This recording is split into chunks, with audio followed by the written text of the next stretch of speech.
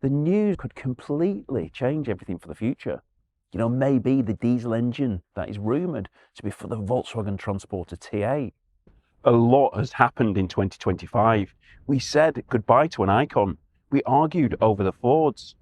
And some say that they think that the market actually crashed. It was one of the biggest years of change which we've seen for many, many years. But what's going to come next might completely change the whole landscape totally again. But before we get onto that, let's have a look back at what actually happened this year.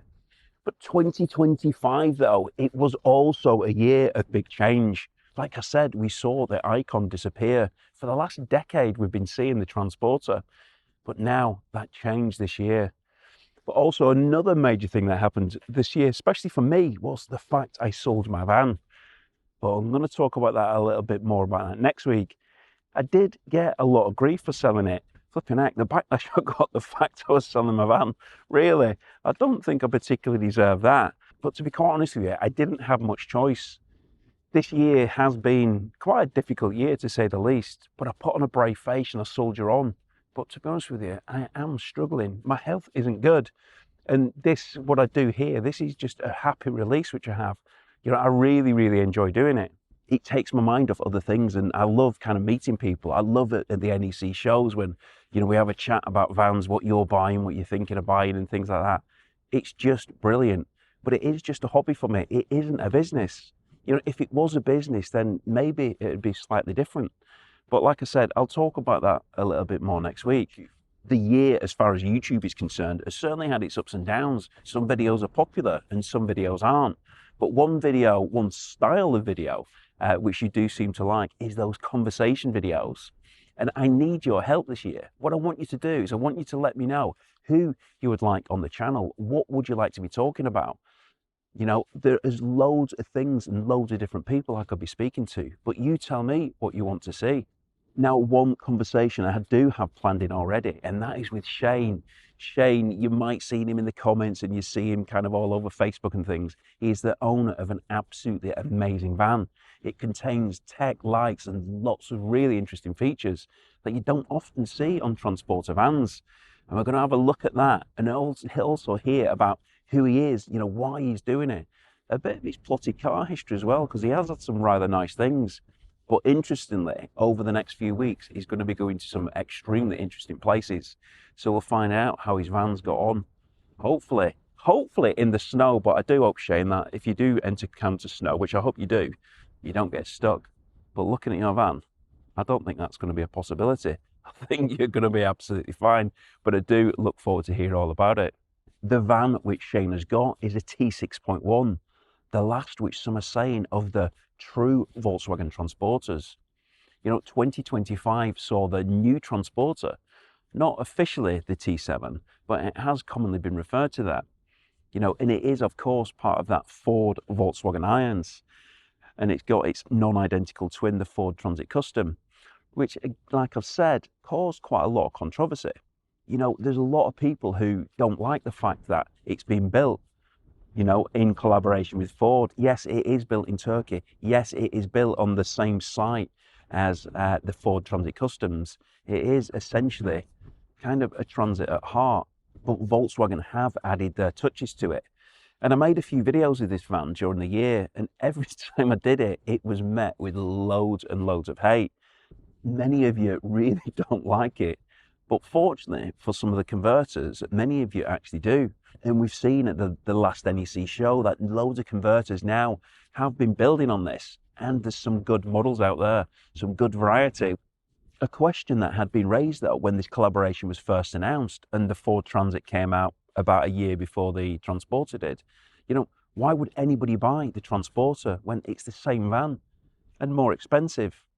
However, that turned out not to be true, as the retail price of the Volkswagen Transporter was actually less than the Transit. And they also had that better warranty with the 5-year promise. You know, at the NEC show in October, I was speaking to one of the converters, and this is a converter who produces, you know, a lot of vans. And they actually said that they had customers who'd been waiting for the Transporter variant to be released. You know, they didn't want to buy the Ford. So that badge still does have, you know, some pull to it. You know, it's a small example that the weight is still there. And this was further evidence when we made that chat with Steve at Cooler Commercials and the others when we discussed the used market, because Steve said that he'd seen at auctions that the new Transporter, the T7 or not, is fetching more than the actual equivalent Transit vans. They are still fetching more money than a Transit. And that is going to be really interesting to see if it actually carries on. You know, will the residuals continue to differ? Or maybe with those examples, some anomalies? Time is going to tell. But we did see some fantastic Transit customs. You know, they made some great camper vans, including some of the new hybrids. Again, at the NEC, I showed you that prototype which Bespoke Leisure had made. It was their prototype hybrid vehicle, which taps into the traction battery of the van, and it also contained a prototype Dometic air fryer and also another prototype, which was the heating system. Yeah, I believe this van, when it does actually go into full production, which it might have already done so, it is going to be full type approved and NCC approved. And to be honest with you, that is going to be something which I'm really interested in. The fact that it's a hybrid, you know, that mating that petrol engine with the electric battery, I do think it could well be the best of both worlds. But to be honest with you, it's flipping a bit chilly out here. I could do with a heater, and I'm actually going to go and get my robe. Flipping Baltic, man. Didn't expect it to be this cold. But also, you know, it isn't just Bespoke Leisure that have been making these hybrids, because we've also got Vanworx. And Vanworx have made, you know, on their popular Chesil conversion, they've also made hybrid. And I did take out one of the Chesil Trails during this year, you know, that off-road styled van.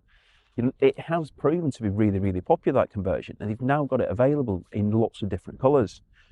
Anyway, early next year, I'm hopefully going to be able to see this van, which they also did, which is a hybrid. I don't know an awful lot about it at the moment, but I think it looks really, really great. You know, it's got that off-road styling again. But talking about styling, there is something massive coming out of Vanworx soon. Again, they still haven't confirmed it, but if you look at their social media, you can see some of the images which they've got on there of premises and big things coming and all that kind of stuff. I think, yeah, it's true. It's got to be true. You know, Vanworx are making the sport line, and we'll find out early in the new year. VW themselves have actually announced it. They put a press release out the other day, a public press release, and it did mention that the sport line was coming. So yeah, so watch this space, and I'll find out for definite if Vanworx are making it. But back to this year in 2025, and it was a reflection of the last 75 years, the 75 years of the Transporter. You know, and I've told you before that I love the actual Splitty, the very, very first one, the original microbus. And one day I do dream about owning one. Now, that first generation was the T1, the first generation, of course, which has now been replaced by the ID.Buzz, which VW themselves did refer to it as the modern variant of. And like I said before, is this therefore actually the T7? More on that in a moment. But early part of this year, I drove the ID.Buzz and I took it on a 1,000-mile road trip, Dorset to Devon, Devon to Greater Manchester, and back again, with a variety of trips in between. And essentially, I absolutely loved it. You know, I mean, I really, really did. That whole electric experience was, to be honest, much better than I'd even expected. The way it drove, the way it charged, the space which it had, and some of the small features which made a big difference. It was and still is a fantastic vehicle. And did I make a mistake by not actually buying one? More on that next week. Yeah, do subscribe if you don't want to miss that. But also during 2025, I attended both the NEC shows, the Motorhome and the Caravan show, and the Caravan Camping and Motorhome show. And we saw more and more of these adventure style vans. And they are really becoming very, very popular, which I did do a full video on them, you know, talking about that, the off-road purpose of them. And it might not necessarily be kind of off-road as we know it, but just like places where we are here, surrounded by just rough terrain. There are car parks around here and actually kind of places just off the road, which I used to do when I had the van. But now I'm in the car, I can't actually access them. And that's just a really, really simple thing. Like, and when it gets a little bit more rough, or when it's on a car park, or it's a wet, muddy field, are those, you know, vehicles with better grippy tires, you know, maybe all-wheel drive, 4Motion, are they going to be better suited for this campervan lifestyle which we've got. You know, the vans just aren't there sat at the show though. People are genuinely more interested in them. Hence, there's lots more at the show. You know, people are buying them. And I'm sure that you've seen many more on the roads. I even saw a crafter yesterday, actually, you know, all fully kitted out with the off-road tyres that had been lifted, etc. And it was sat in Sainsbury's car park. I expect they were probably stocking up for the Christmas holiday adventures. But the vans, the adventure vans, aren't just bigger vans though, like, you know, we'll see in Shane's T6.1. You know, we are seeing this style in, you know, lots of the smaller vans as well. And also in the T7. Some of the T7s have now got it as well. When I say that, I mean the new Transporter. You know, Vanworx have got the 4Motion with the off-road tyres, which we saw at the NEC. And also, fellow YouTube person, you know, Aidan from Urban Arc Overland, you know, he's building his own. Yeah, sorry, I've not actually watched your videos for a while, so I've not seen the process, but I have seen some of the images and I can see that it's coming along. You know, maybe we should catch up at some point in the next year. You know, you guys have commented that you want to be seeing some more of these conversations. So yeah, make some suggestions of who else you want me to speak to.